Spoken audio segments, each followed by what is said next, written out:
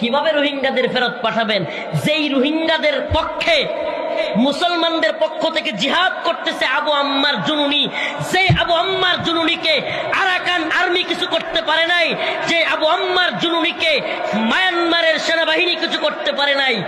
বাংলাদেশে রোহিঙ্গাদেরকে জিহাদের জন্য তৈরি করতে চাইছিল, আপনারা বাংলাদেশে আমেরিকার কথা শুই না তারা জেলখানায় বইরা রাখছেন। তাইলে রোহিঙ্গাদের সমস্যার সমাধান হবে কিভাবে? কথা মনে হয় বুঝেন নাই। আরে আমাদের বক্তব্য একটু ভিন্নই হবে। আবু আম্মার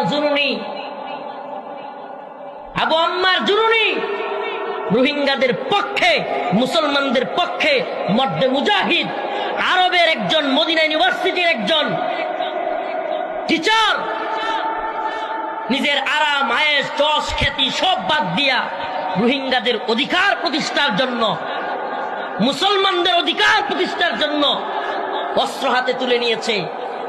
৭১ নিজের দেশের পক্ষে যুদ্ধ করবার কারণে মানুষ স্বাধীনতা পক্ষে থাকবার কারণে সে মুক্তিযোদ্ধা, আর রোহিঙ্গাদের পক্ষে, মুসলমানদের পক্ষে যুদ্ধ করার কারণে আবু আম্মার জুনুনি হয়ে গেছে জঙ্গি সন্ত্রাসী।